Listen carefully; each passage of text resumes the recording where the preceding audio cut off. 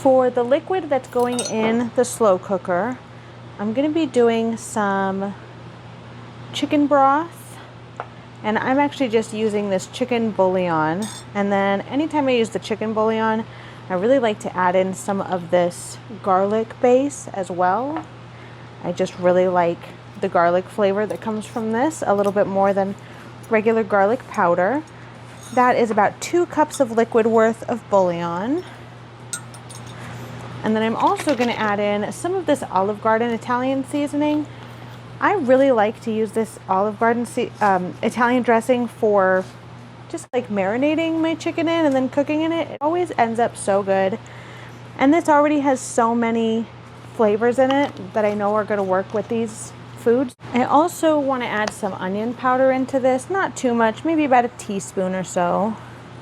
But I've got a lot of the garlic, I've got a lot of flavors coming from the Italian dressing. And then one last thing I wanted to add into here was some black pepper. Same thing, maybe about a teaspoon or so. And there's plenty of salt in these 2 bouillons and in the dressing, so I'm not going to add any more salt to the slow cooker.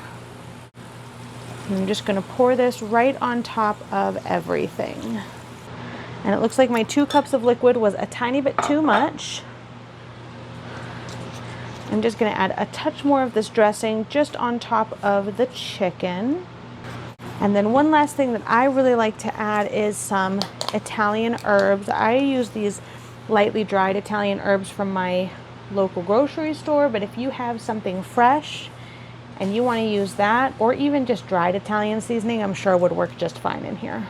And that's it. So I've got 1 chicken breast, a few potatoes, and a couple of carrots. I am going to cook this on high for probably about 3 hours. I'm going to come back and check it in 2 hours because we're going to add some green beans in near the end.